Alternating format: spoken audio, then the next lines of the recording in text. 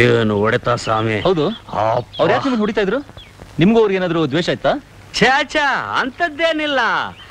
ಅವ್ರು ಯಾರಂತ ನನಗೆ ಗೊತ್ತಿಲ್ಲ, ನಾನು ಯಾರಂತ ಅವ್ರಿಗೆ ಗೊತ್ತಿಲ್ಲ. ಬೆಳಿಗ್ಗೆ ಸಂತೆಗೆ ಹೋಗಿ ಕೆಲಸ ಮುಗಿಸ್ಕೊಂಡು ದುಡ್ಡನ್ನ ಗಂಟು ಕಟ್ಕೊಂಡು ಬರ್ತಾ ಇದೆ. ಸ್ವಲ್ಪ ದೂರ ಬರೋಷ್ಟರಲ್ಲಿ ಒಬ್ಬ ನನ್ನ ತಲೆಗೆ ರಪ್ ಅಂತ ಹೊಡೆದ. ನಾನು ತಟಕ್ಕಂತ ತಿರುಗಿ ನೋಡಿದೆ. ಯಾಕೆ ಹೊಡೆದೆ ಅಂತ ಕೇಳಿದೆ. ಸುಮ್ಮನೆ ತಮಾಷೆಗೆ ಅಂದ. ನೋಡ್ತಮ್ಮ, ನೀನು ಮಾಡಿದ ತಪ್ಪಲ್ವಾ? ನಿನ್ನ ವಯಸ್ಸೇನು, ನನ್ನ ವಯಸ್ಸೇನು, ಆಮೇಲೆ ನಮ್ಮಿಬ್ಬರ ಮಧ್ಯೆ ತಮಾಷೆ ಏನು ಅಂದೆ. ಪಟಾರಂತ ತಿರುಗಿ ಹೊಡೆದೆ ಬಿಟ್ಟ. ನನಗೂ ಕೋಪ ಬಂತು. ಅಷ್ಟರಲ್ಲಿ ಇನ್ನೊಬ್ಬ ನನ್ನ ಅಂಗಿ ಹಿಡಿದು, ನೀನು ಅಲ್ಲಿರೋ ದುಡ್ಡು ಕೊಡ್ತೀಯಾ ಇಲ್ಲ ನಿನ್ನ ಕತ್ತರಿಸಿ ತುಂಡು ಮಾಡ್ಬೇಕಂತ ಎದುರಿಸ್ತ. ಅಲ್ಲಿವರೆಗೂ ಈ ಜೇಡ್ಮಣ್ ತಲೆಗೆ ಹೊಳಿಲೇ ಇಲ್ಲ. ಅವ್ರು ನನ್ನ ಹತ್ರ ಇರೋ ದುಡ್ಡು ದೋಚಕ್ ಬಂದಿರೋ ಕಳ್ರು ಅಂತ. ಇಷ್ಟಕ್ಕೂ ನಿಮ್ಮ ಹತ್ರ ಎಷ್ಟು ದುಡ್ಡಿತ್ತು? 9 ರೂಪಾಯಿ. 9 ರೂಪಾಯ? ಹೌದು. ಒಳ್ಳೆ ಮನುಷ್ಯರೇ ನೀವು. ಅಲ್ಲ, ಕೇವಲ 9 ರೂಪಾಯಿಗೋಸ್ಕರ ನಿಮ್ ಪ್ರಾಣನು ಲೆಕ್ಕ ಮಾಡಿದ್ರೆ ಆ ರೀತಿ ಓಡಿಸ್ಕೊತಾ ಇದೀರಲ್ಲ. ನಿಮ್ಗೆ 9 ರೂಪಾಯಿ ಮುಖ್ಯನಾ ಅಥವಾ ನಿಮ್ ಪ್ರಾಣ ಮುಖ್ಯನಾ? ನನ್ಗೆ 9 ರೂಪಾಯಿನೇ ಮುಖ್ಯ. ಯಾಕೆಂದ್ರೆ ನನ್ನ ಎದೆಯಲ್ಲಿರೋ ಪ್ರಾಣ ನನ್ನ ಸ್ವಂತದ್ದು. ಆದ್ರೆ 9 ರೂಪಾಯಿ ಬೇರೆಯವ್ರದ್ದಲ್ವಾ. ನನ್ನ ಪ್ರಾಣ ಹೋದ್ರೂ ತಡ್ಕೊಂತೀನಿ, ಆದ್ರೆ ಮಾನ ಮರ್ಯಾದೆ ಹೋದ್ರೆ ಬದುಕೋಕೆ ಆಗಲ್ಲ. ದಯಾಣೆ. ಅದ್ ಸರಿ, ಯಾವ್ದು ನಿಮ್ದು? ದೇವ್ ಸಮುದ್ರ. ನಿಮ್ದು? ಸೋಮನಹಳ್ಳಿ. ಬನ್ನಿ ಕೂತ್ಕೊಳ್ಳಿ. ಹೋಗ್ತಾ ಇದ್ದಾರೆ ಬಿಟ್ಟು. ನನ್ ಗೆದರ್ಗೆ ನನ್ ಕೂತ್ಕೊಳ್ಳಕ್ ಆಗಲ್ಲ. ಪರವಾಗಿಲ್ಲ, ಬನ್ನಿ ಕೂತ್ಕೊಳ್ಳಿ. ಕಾಲಲ್ಲಿ ಇಡ್ಬೇಕು. ಎರಡು ಪೆಡ್ಲಿದೆಯಲ್ಲ, ಅದ್ರ ಮೇಲೆ ಎಲ್ಲಿ? ಬನ್ನಿ. ಕೂತ್ಕೊಂತೀನಿ, ಕೂತ್ಕೊಂತಾ ಇದ್ದೀನಿ. ಕೂತ್ಕೊಂಡ್ಬಿಟ್ಟೆ. ಅಯ್ಯೋ ಏನಮ್ಮ ಮಲ್ಲಮ್ಮ, ಆ ಕುರಿಗಳನ್ನ ಹತ್ ಕಡೆ ಓಡಿ ಹುಡುಗುಡ್ ಮಾಡಿ ಬರ್ತಿದೆ, ಕಾಣಿಸ್ತಿಲ್ವಾ? ಓಡಿ. ನಿಮ್ಗೆ ಸೋಮನಹಳ್ಳಿ ಚೇರ್ಮನ್ ಗೊತ್ತಾ? ಗೊತ್ತು, ತುಂಬಾ ಒಳ್ಳೆಯವರಂತೆ. ನಾನೇ ಚೇರ್ಮನ್. ನಿಲ್ಸಿ ನಿಲ್ಸಿ ನಿಲ್ಸಿ, ಮೊದಲು ನಿಲ್ಸಿ. ಯಾಕೆ, ಏನಾಯ್ತು? ನಮಸ್ಕಾರ ಸ್ವಾಮಿ, ನಿಮ್ಮನ್ನು ನೋಡ್ಬೇಕು, ಮಾತಾಡ್ಸಬೇಕು ಅಂತ ತುಂಬಾ ದಿನದಿಂದ ಅನ್ಕೊಂಡಿದ್ದೆ. ಅದು ಇವತ್ತು ಕೂಡಿ ಬಂತು. ತುಂಬಾ ಸಂತೋಷ. ಅಗೋ ಅಲ್ಲಿ ಕಾಣಿಸ್ತಿದೆಯಲ್ಲ ಚಿಕ್ಕ ಗುಡ್ಸಲು, ಅದ್ರ ಪಕ್ಕದ್ದೇ ನಮ್ಮ ಮನೆ. ಬನ್ನಿ ಸ್ವಲ್ಪ ಮಜ್ಜಿ ಕುಡ್ಕೊಂಡು ಹೋಗಿ. ಪರವಾಗಿಲ್ಲ, ಇನ್ನೊಂದ್ಸಲಿ ಬರ್ತೀನಿ. ಒಳ್ಳೇದು. ಅಂದಾಗ ಒಂದು ವಿಷಯ, ಹೋರಿಗಳನ್ನ ಹಸುಗಳನ್ನ ಸಂತೆಯಲ್ಲಿ ಮಾರ್ಬೇಕಾದ್ರು ಕೊಂಡ್ಕೋಬೇಕಾದ್ರು ಈ ರಾಮಾಯಣ ಜ್ಞಾಪಕ ಇಟ್ಕೊಳ್ಳಿ. ಅದೇ ನನ್ನ ಕೆಲಸ. ಬರ್ತೀನಿ. ನಮಸ್ಕಾರ. ಏನ್ ರಾಮಯ್ಯ, ಯಾರವ್ರ? ಅವ್ರು ನಮ್ಮ ಸ್ನೇಹಿತರು ಬಿಡು. ಅಂಥ ಇಂಥ ಮನುಷ್ಯರಲ್ಲ ನಾಗಪ್ಪ. ಸೋಮನಹಳ್ಳಿ ಚೇರ್ಮನ್ರು, ವಿಜಯಪುರನವರು. ಅಂತ ದೊಡ್ಡ ಮನ್ಸು ಪರಿಚಯ ನಿಂಗೆ ಹೆಂಗಾಯ್ತು? ಎಲ್ಲ ನಿನ್ನ 9 ರೂಪಾಯಿ ಮಹಿಮೆ. ಅದೆಂಗೆ? ಅದೊಂದು ದೊಡ್ಡ ಕತೆ, ಆಮೇಲೆ ಹೇಳ್ತೀನಿ. ಇರಿ ಇರಿ ಇರಿ, ಒಂದು ನಿಮಿಷ. ಏನದು? ಇರಿ. ಎಷ್ಟು ಭದ್ರವಾಗಿ ತಂದಿದ್ದೀನಿ ನೋಡು. ಏನಪ್ಪ ಅದು? ಸ್ವಲ್ಪ ಇರು. ದುಡ್ಡು ಆಮೆ ಕೊಟ್ರಾಯ್ತು ಬಿಡು. ಈಗ ದುಡ್ಡು ತಗೋ. 5 2 7 8 9 ಮೊದಲು ಜೇಬಿನಲ್ಲಿ ಇಟ್ಕೋ. ಹಬ್ಬಾ, ಈಗ ಸಮಾಧಾನವಾಯ್ತು ಮನಸ್ಸಿಗೆ. ಬಾ ಹೋಗೋಣ. ಸೋಮಣ್ಣ, ಹೆಂಗೈತೆ ಜೀವನ್ ಚೈತ್ರ ಅಣ್ಣವ್ರದ್ದು? ಸಖತ್ತಾಗೈತೆ ಕಣ್ಣಣ್ಣು. ಆ ಋಷಿಕೇಶದಲ್ಲಿ ಹಾಡಿನ ದೃಶ್ಯ ತೆಗ್ದವ್ರಲ್ಲ, 100 ಸಾರಿ ನೋಡ್ಬೇಕು ಅಣ್ಣವ್ರ ಪಾತ್ರ. ಏನಯ್ಯ ಇದು? ಕೆಲಸ ಬಿಟ್ಬಿಟ್ಟು ಅರಟೆ ಓಡ್ತಾ ಇದ್ದೀರಾ? ನೆತ್ತಿಗೆ ಬರುತ್ತೆ ಹೊತ್ತು. ಹೊಲಕ್ಕೆ ಗೊಬ್ಬರ ಹಾಕ್ಬೇಕಲ್ವಾ? ಕೆಲಸ ನೋಡಿ. ಹೋಗಿ ಹೋಗಿ. ಅಲ್ಲ, ಈ ಮುದ್ಕುನ್ ಮಗಳು ಸತ್ ಸಂಖ್ಯಮನ ಆದ್ಮೇಲೂ ಈ ವೈಂಗ್ ಏನಿಲ್ಲ ಕೆಲಸ ಅಂತೀನಿ. ಏಟಾದ್ರು ಚೇರ್ಮನ್ ಮಾವ ಅಲ್ವಾ? ಈಗೆಂತದ ಮಾವ? ಎಲ್ಲ ಕಿತ್ಕೊಂಡು ಹೋದ್ಮೇಲೆ ದಂಡ್ ಪಿಂಡ ತಿನ್ನಕ್ಕಿಲ್ಲ. ಅದು ಸರಿಯೇನು ಹೇಳೋದು ಒಂಥರ ಸರಿಯಾಗಿ. ಪಾಪ ಕೆಲಸ ಮಾಡೋಣ.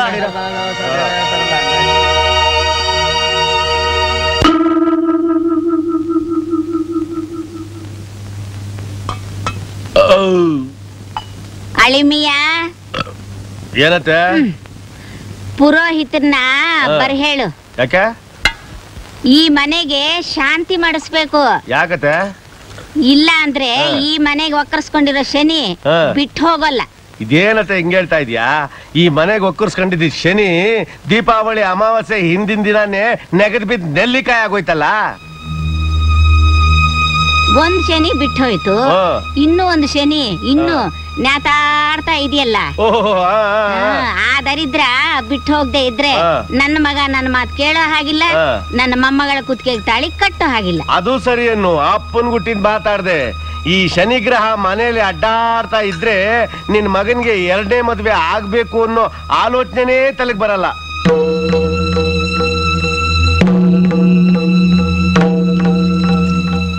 ನನ್ನ ಮಗ ಬರೋದ್ರೊಳಗೆ ತಾನಾಗಿ ತಾನ್ ಮನೆ ಬಿಟ್ಟು ಹೋದ್ರೆ ಮರ್ಯಾದೆಯಾಗಿರುತ್ತೆ ಅಲ್ವಾ? ಮತ್ತೆ ಅನ್ನ ತಿನ್ನೋರಾದ್ರೆ ಅದನ್ನ ತಾನಾಗೆ ತಿಳ್ಕತಾರೆ. ಇನ್ನೇನೋ ತಿನ್ನೋರಾದ್ರೆ ಸ್ವಲ್ಪ ಬಾಯಿ ಮುಚ್ಕೊಂಡು ಸುಮ್ನೆ ಇರ್ತೀರಾ? ಮಗಳನ್ ಕಳ್ಕೊಂಡು ಬೆಟ್ಟದಷ್ಟು ದುಃಖನ ಮನ್ಸಲ್ಲಿ ಇಟ್ಕೊಂಡು ಸಂಕಟ ಪಡ್ತಿದ್ರೆ ನಿಮ್ ದರಿದ್ರ ಮಾತುಗಳಿಂದ ಅವ್ರಿಗೆ ವೇದನೆ ಕೊಡ್ತಿದ್ದೀರಲ್ಲ, ನೀವೇನ್ ಮನುಷ್ಯ ದನಗಳು? ಮುಚ್ಚ ಬಾಯಿ, ಜಾಸ್ತಿ ಮಾತಾಡಿದ್ರೆ ಪ್ರಾಣ ತೆಗೆದು ಬಿಡ್ತೀನಿ. ಹುಷಾರಿಸ್ಬಿಡಿ. ನಿಮ್ಮಂತ ರಾಕ್ಷಸರಿಗೆ ಹೆಂಡತಿ ಆಗಿರೋ ಬದಲು ಸಾಯೋದ್ ಮೇಲೂ ಎದ್ರ ತರ ಕೊಡ್ತೇನೆ. ವಿಷಕಂಠಯ್ಯ, ನನ್ನ ಸಲುವಾಗಿ ನೀವ್ ಯಾಕೆ ಕಿತ್ತಾಡ್ತೀರಾ? ನಾನೆಲ್ಲಿದ್ರು ಹೇಗಿದ್ರು ನೀವೆಲ್ಲ ಚೆನ್ನಾಗಿರ್ಬೇಕು ಅಂತಾನೆ ಪ್ರಾರ್ಥನೆ ಮಾಡ್ತೀನಿ. ತಾಯಣೆ. ಶಾಂತಮ್ಮ ಅವರೇ, ನಮ್ಮ ಅಳಿಯಂದ್ರಿಗಾಗಿ ನಾನು ಪ್ರಾಣ ಕೊಡೋಕ್ಕೂ ಸಿದ್ಧ. ಅವರ ಸುಖಕ್ಕೂ ಸಂತೋಷಕ್ಕೂ ನಾನು ಯಾವತ್ತೂ ಅಡ್ಡಿ ಬರೋಲ್ಲಮ್ಮ, ಯಾವತ್ತೂ ಅಡ್ಡಿ ಬರೋಲ್ಲ. ಈ ಮನೆ ಹೊಸಲಿಗೆ ಕಟ್ಟಿರೋ ಹಸಿರು ತೋರಣ ನನ್ನಿಂದಾನೇ ಬಾಡಿ ಹೋಗುತ್ತೆ ಅಂದಮೇಲೆ ನಾನು ಈ ಕ್ಷಣನೇ ಹೊಸಲ್ ದಾಟಿ ಹೊರಟೋಗ್ತೀನಿ. ಈ ಕ್ಷಣನೇ ಹೊರಟೋಗ್ತೀನಮ್ಮ. ತಾಯಿ ಬರ್ತೀನಿ, ತಾಯಿ ಬರ್ತೀನಮ್ಮ.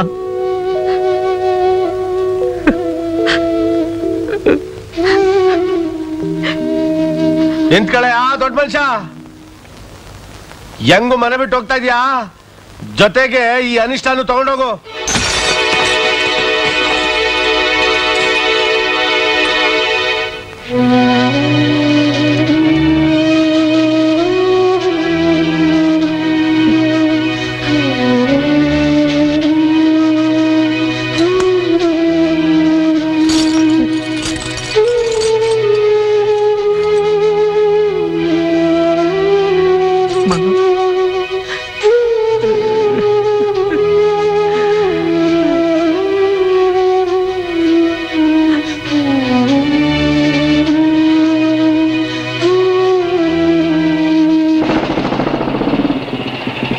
ಅತ್ತೆ ಅತ್ತೆ, ಅಳಿದೇವ್ರು ಬರ್ತಾವ್ರೆ.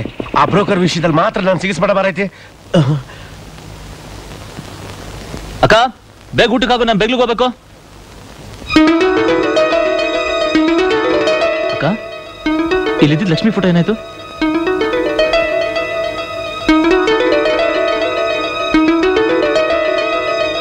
ಅವನೇನೋ ಕೇಳ್ತಿದ್ದಾನಲ್ಲ, ಉತ್ತರ ಕೊಡಿ. ಅದನ್ನ ಅವ್ರ ಅಪ್ಪನೇ ತಗೊಂಡೋಗ್ಬಿಟ್ಟ. ಮಾವಯ್ಯನ? ಹೌದು, ಮಾವಯ್ಯಲ್ಲಿ? ಅದನ್ನ ಯಾಬಾಯಿಂದ ಹೇಳಿ ಬಾಮೇದ. ನಮ್ ಜೊತೆನೆ ಊಟ ಮಾಡ್ದ, ತಿಂಡಿ ತಿಂದ, ಚೆನ್ನಾಗೇ ಇದ್ದ. ಇದ್ಕಿದಂಗೆ ಅದೇನ್ ಬಂತೋ ಏನೋ, ಬಂದೋನೆ 2 ಕೈಗಳನ್ನ ಇಟ್ಕೊಂಡ್ಬಿಟ್ಟು ಗಳಗಳ ಗಳಗಳ ಗಳಗಳ ಅಂತ ಅಳ್ತಾ, ಇನ್ಮೇಕಿಂದ ನಮ್ ದಾರಿ ನಮ್ದು, ನಿಮ್ ದಾರಿ ನಿಮ್ದು, ನಾನ್ ನಮ್ಮೂರ್ಗ್ ಹೊಂಟೋಯ್ತೀನಿ ಅಂತ ಹೇಳ್ದೋನೆಯ ಸೀದಾ ಬಂದು ಲಕ್ಷ್ಮಿ ಫೋಟೋನ ಪಟಕ್ ಅಂತ ಕಿತ್ಕೊಂಡ್ಬಿಟ್ಟು ಹೊಂಟೋಯ್ತಿದ್ದ. ತಿರುಗಿ ನೋಡ್ಲಿದ್ದಂಗೆ ಅಲ್ವೇನತ್ತೆ? ಹಾ, ಇನ್ನ ಮರ್ತ್ ಬಿಡು ಮಗ. ನಿನ್ ಕಷ್ಟ ಸುಖ ನೋಡ್ಕೊಳ್ಳೋದಕ್ಕೆ ನಾವೆಲ್ಲ ಇಲ್ವಾ? ಯಾವನೋ ದಾರಿಲಿ ಹೋಗೋ ದಾಸೇನ್ಗೋಸ್ಕರ ನೀನ್ ಯಾಕೆ ಇಷ್ಟು ಕಷ್ಟ ಪಡ್ತೀಯ? ಇಷ್ಟಕ್ಕೆಲ್ಲ ಕಾರಣ ಆ ದರಿದ್ರದವನೇ.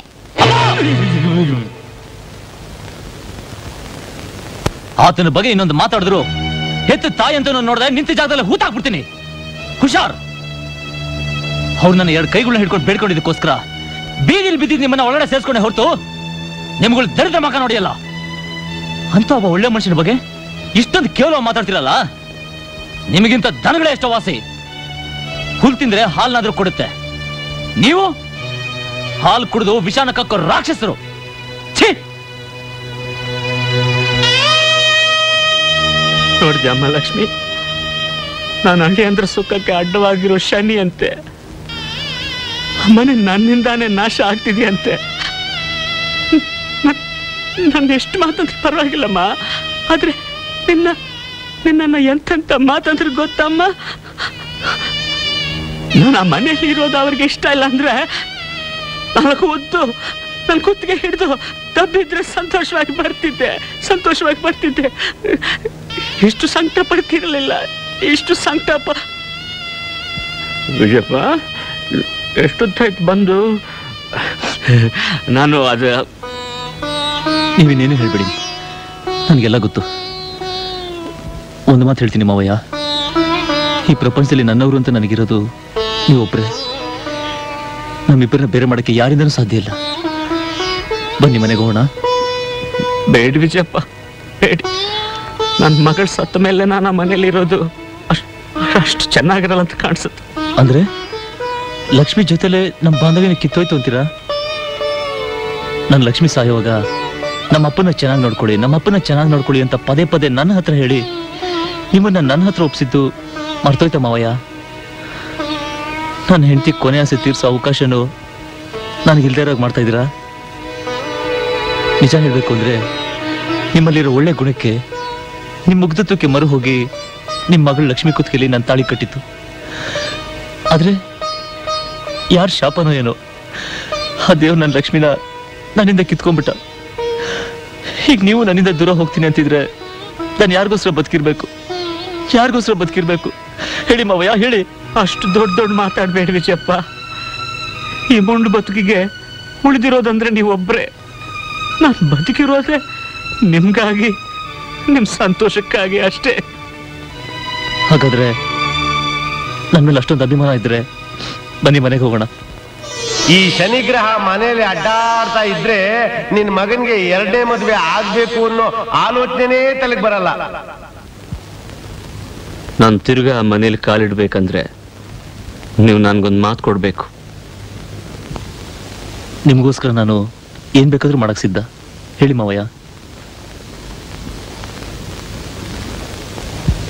ನೀವು ತಕ್ಷಣ ರಾಣಿಯಮ್ಮವ್ರನ್ನ ಮದುವೆ ಮಾಡ್ಕೋಬೇಕು.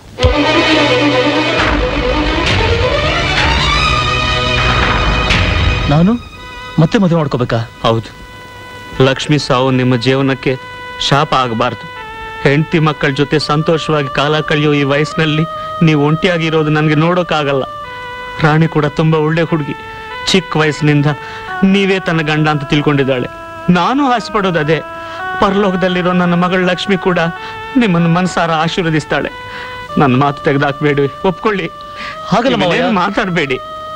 ನನ್ನ ಮೇಲೆ ಸ್ವಲ್ಪನಾದ್ರೂ ಅಭಿಮಾನ ಗೌರವ ಇದ್ರೆ ತಕ್ಷಣ ಹೋಗಿ ನಿಮ್ಮ ರಾಣಿ ಲಗ್ನ ಪತ್ರಿಕೆ ತನ್ನಿ. ಅದನ್ನು ನೋಡಿದ ಮೇಲೆನೆ ನಾನು ಆ ಮನೇಲಿ ಕಾಲಿಡೋದು.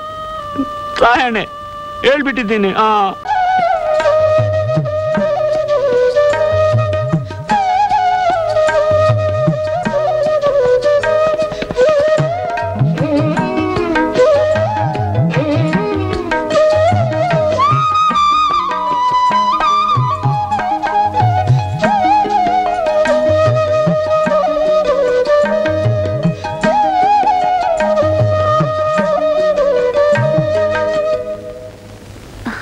ಚೆಲುವಮ್ಮ, ಏನ್ರವ್ವ ಆ ಟೈಲರ್ ಅಂಗಡಿ ಹತ್ರ ಹೋಗ್ಬಿಟ್ಟು ಬರೆ.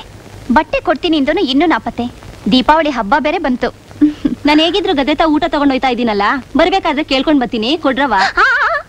ಇವತ್ತು ಊಟ ನಾನೇ ತಗೊಂಡು ಹೋಗ್ಕೊಡ್ತೀನಿ ಕಣೆ. ಅವ್ರೆ, ಈ ಊರ್ ಬಿಸ್ಲಲ್ಲಿ ನೀವು ಹೋಯ್ತೀರಾ, ಕೊಡ್ರವ ನೀವು. ಬೇಡ ಚಿಲ್ವಿ, ಇವತ್ತು ನಾವು ಮದ್ವೆ ಆದ ದಿವಸ ಕಣೆ. ಅದಕ್ಕೆ ನನ್ನ ಕೈಯಾರೆ ನಾನೇ ಅವ್ರಿಗೆ ಊಟ ಬಡಿಸ್ಬೇಕು. ಓಹೋ, ಹಂಗಾರೆ ಇವತ್ತು ನಮಗೂ ಹಬ್ಬದ ಊಟ ಸಿಗ್ತದೆ. ಹಾಗೆ ಆಗ್ಲಿ, ನಾನು ಹೋಗ್ಲಾ? ಸರಿ, ಹೋಗ್ಬಿಟ್ಟು ಬಂದ್ರವ.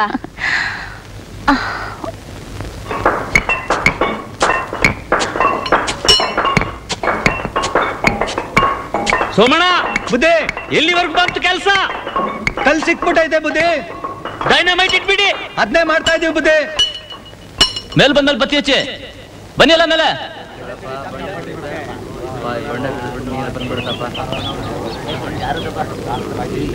ಬನ್ನಿ ಬನ್ನಿ, ಬೇಗ ಬನ್ನಿ. ಬಾ.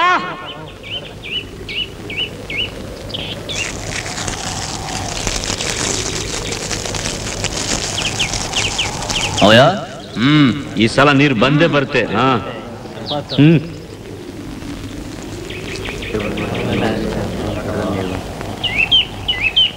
ಲಕ್ಷ್ಮಿ ತಾನೇ ಅದು? ಹೌದು. ಲಕ್ಷ್ಮಿ, ಲಕ್ಷ್ಮಿ, ಲಕ್ಷ್ಮಿ, ಲಕ್ಷ್ಮಿ, ಬರ್ಬೇಡ ಅಮ್ಮ, ಬರ್ಬೇಡ, ಅಲ್ಲೇ ಇರು. ಲಕ್ಷ್ಮಿ, ಬರ್ಬೇಡ, ಅಲ್ಲೇ ಇರು. ಡೈನಮೈಟ್ ಇಟ್ಟಿದ್ದಾರೆ.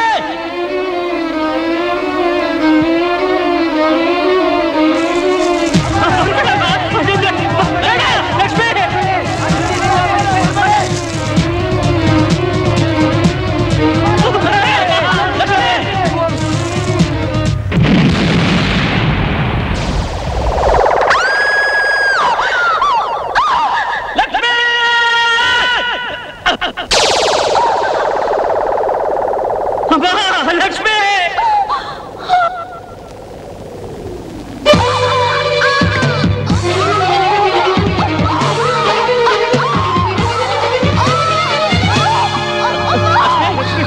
ಲಕ್ಷ್ಮಿ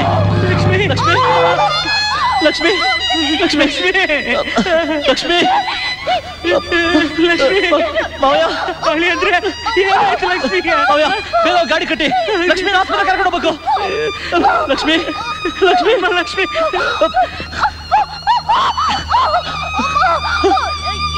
ಲಕ್ಷ್ಮಿ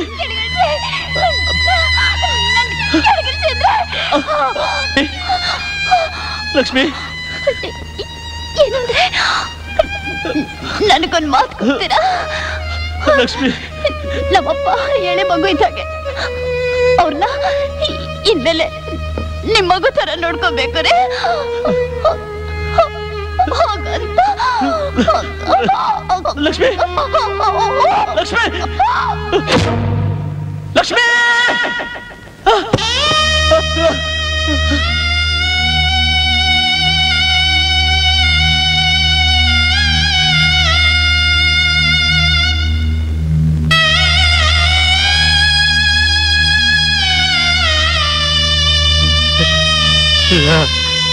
ಇಲ್ಲ ಲಕ್ಷ್ಮಿ ಲಕ್ಷ್ಮಿ ನನ್ ಬಿಟ್ಟು ಹೊರಟೋದ್ಯಮ್ಮ ನಾನು ಯಾರಿಗೋಸ್ಕರ ಬದುಕ್ಲಿ ಹಳ್ಳಿ ಅಂದ್ರೆ ನಾನು ಅಲ್ಲ ಅಂದ್ರೆ ಬಿಟ್ಟು ನನ್ಗೆ ಯಾರು